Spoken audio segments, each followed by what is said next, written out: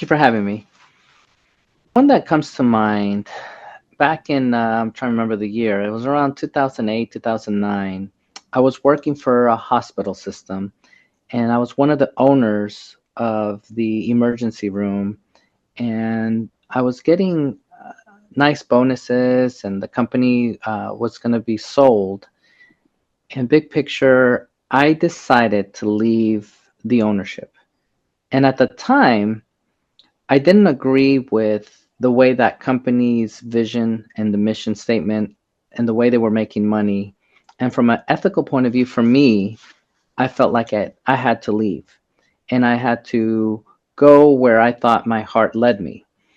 And that was a difficult decision because at the time, I literally was looking at getting a payout in the millions of dollars. And at the time, all my colleagues were telling me that that wasn't a smart decision, that don't do this, this was going to hurt your career, and that I was holding on to something that was very valuable, and that if I could just stay in that company just for another year or two, that I would walk away very well. And that decision was probably one of the best decisions I made because hindsight 2020, looking back, I created emergency rooms in Texas. In fact, I created about 20 of them when I left, and I was able to create eight of them into one system. And that one system had my own hospital, emergency room, urgent care, staffing, marketing, and it really grew and it pushed me to go from employee and owner to entrepreneur, 100% owner, and in that decision brought all this other amazing things in my life. And to looking back, that was a good decision, and I just wanted to share it with you. Oh, wow. This is the new level of freedom when you get to run your business your way and guided by your own values. And what was going on before you made this choice? Yeah, at that time I was working in the emergency room for a hospital, and at the time we needed more help, and the company was looking at profits and wanted to make sure we saw as many patients as possible. And I felt personally that I wanted to have a physician assistant. I wanted more doctors. I think what really broke me is one night I worked for 12 hours, and in that night, I saw 95 patients by myself. And in an emergency room, that is just too much. And I felt it was almost dangerous to be able to see that many people and that many decisions. And it just, I felt like it wasn't right. And that really pushed me to say, you know what? I want to give better medicine. I want to create a place where people come and they feel like they're getting that one on one, and there's no rush in time, that you can spend all the time in the world with that patient and give your heart. And that's what pushed me to leave and create my own system. What an impressive story. It's truly inspiring. As a young healthcare professional with a healthcare MBA from St. Joseph's University in the US, I can really connect with your journey. Healthcare is such a vital field, and your story resonates deeply. For our listeners who might be at the crossroads in their own lives, what advice would you share about making those big life changing decisions? This is a tough one because every situation is different. But I would say trust your inner gut, that inner voice that tells you, and really take time in the sense that you're away from the TV, the phone, the notifications, that you go to a special place that is just silent. Maybe it's the beach, maybe it's going on the walk from the forest, maybe it's going out to the park, somewhere where you can really get in touch with yourself. Before making that decision, I would say if you believe in meditation, meditate. The whole idea is just to clear your mind and to be at peace so you can hear that inner voice. And then the second part is ask yourself your why. What is pushing you to be who you are today? What is your core person? What are the things that when it's no one's watching you, you always do because that's who you are?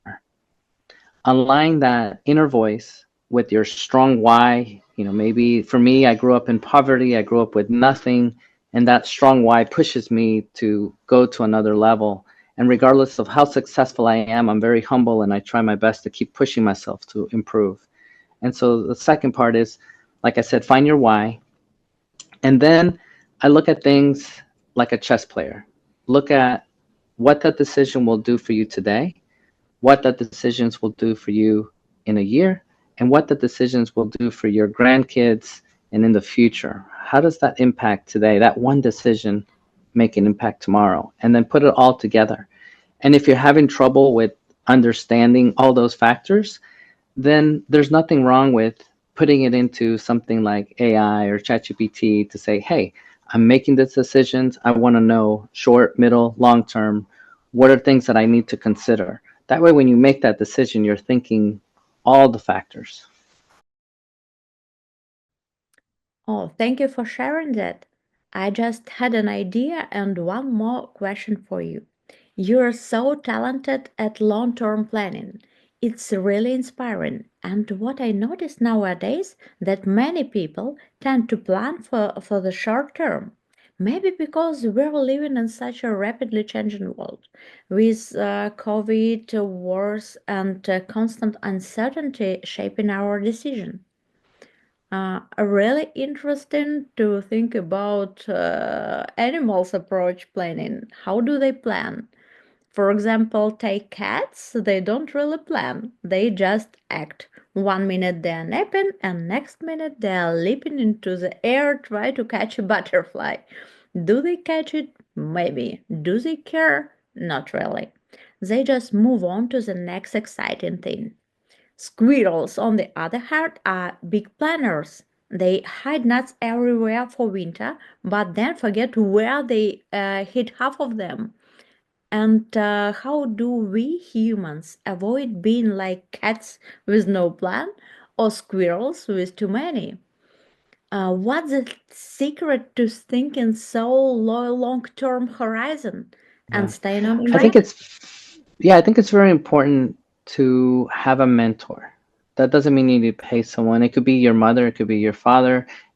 I love my grandfather. He's still alive and he has so many years of wisdoms. He's in his mid 90s and he's still intact. And when I speak to him, it's very powerful. And I would say find that elder. In my case is my grandfather. In other cases is people that I aspire to be, leaders in the industry or spiritual leaders or people in your circles that you respect.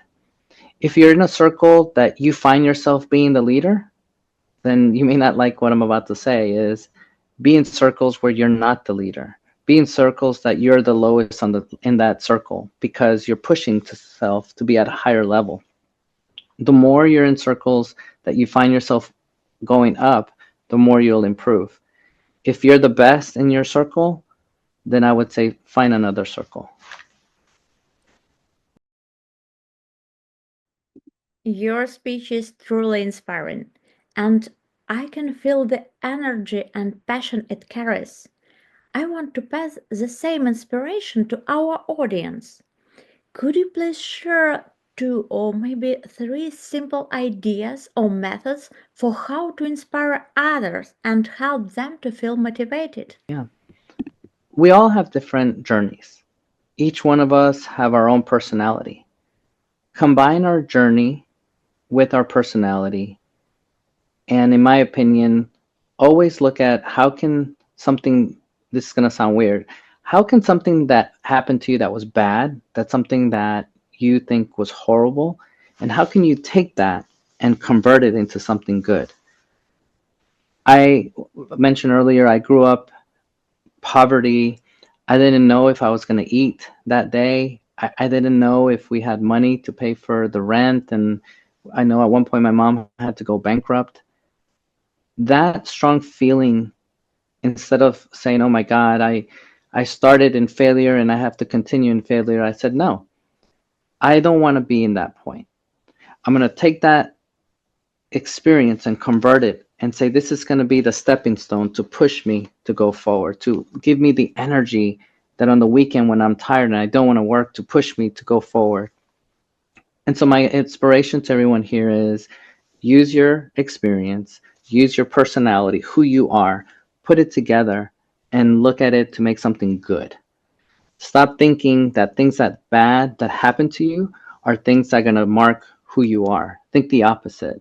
If something bad happens to you, think, how can I use this to learn from and experience something that now it's actually good that it happened because now I can do something more. Now it's going to push me for greatness.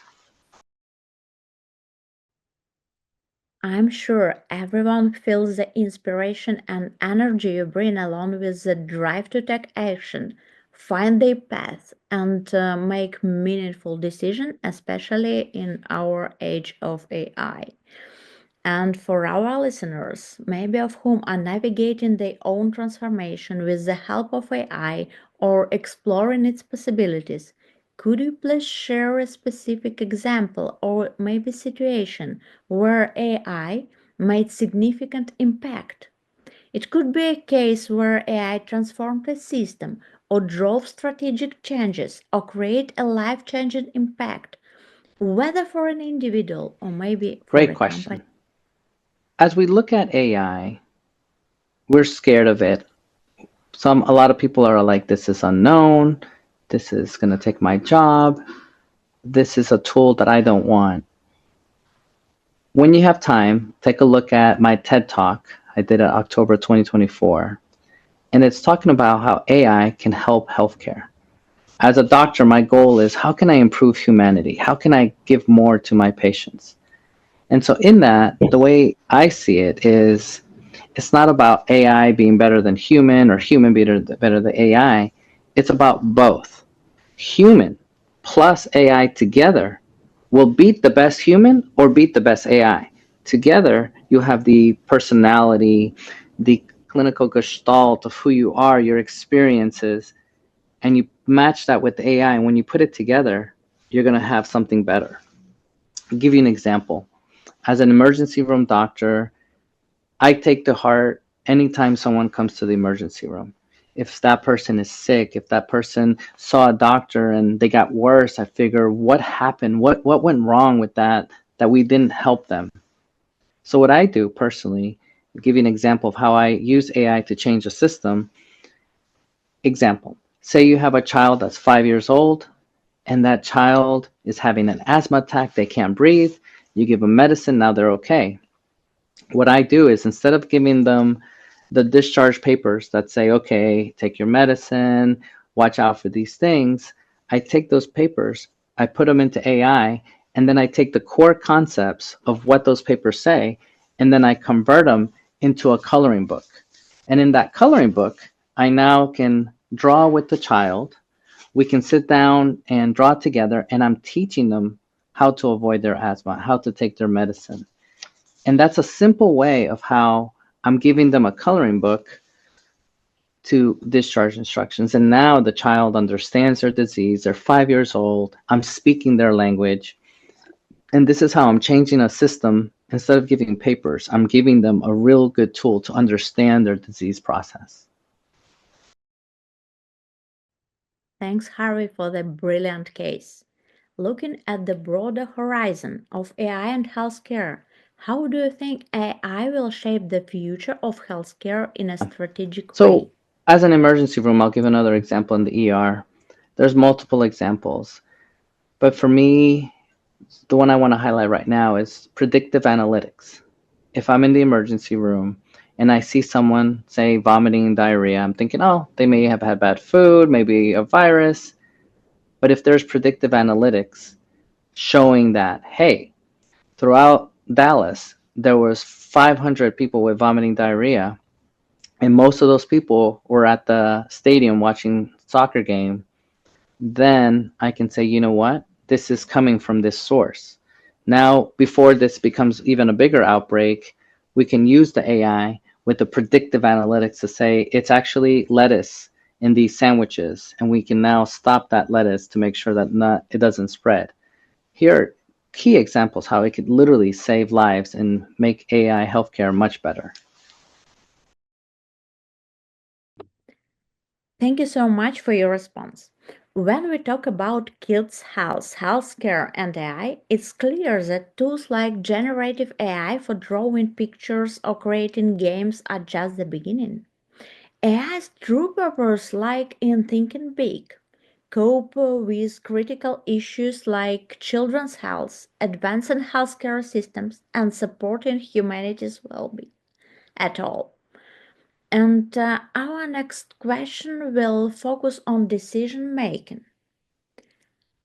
How do you think young people from Gen Z approach decision making compared to previous generation like Gen X, Millennials, or Gen Y?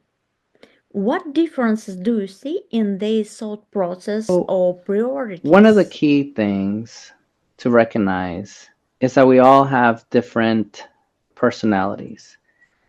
And I know that sounds common sense, but as we look at the different generations, we need to be able to best match our work with that generation. Example, when I had emergency rooms, I would have certain generations that were older and I would ask them if they wanted to work extra. And the answer was always yes. They valued wanting to be at work. And sometimes they were tired, and sometimes I felt guilty asking them to work more, but they wanted to work more. The mentality of different generations, the newer generations, is not about work, and that's not a bad thing. Their mentality is they want to make sure that there's a work life balance. And so, with that in mind, I would always offer to them, hey, if you work extra, I will make it up to you the next week. Or when you take vacation, I'll make sure to give you extra time to make sure that we get that balance as much as possible.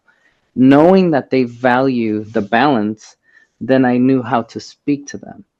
And so looking at AI with the different generations, I would highly suggest put your problem that you're looking at and then ask the AI based on the different generations how to best speak to that generation, how to best ask them in what angle would be best. This way, you're maximizing the different generations. You're getting the best of every generation. And maybe for one generation, this particular problem would be best for them. And for another problem, it'd be better for maybe Gen Z generation to understand and to give you the best output. So keep that in mind as you move forward. Thank you, Harvey, for insightful perspective on healthcare transformation with AI. Thanks for your brilliant practical examples. And thanks for your advice on embracing a large planning horizon, listening to our inner voice, and discovering our personal why. That's really inspiring. Thanks for being with us, Harvey. Thank To you. everyone listening, thanks for being with us. And don't miss our next episode where we share inspiring stories. Remember, let your hopes shape your path ahead, not your fears. Take care, and we will see you next time.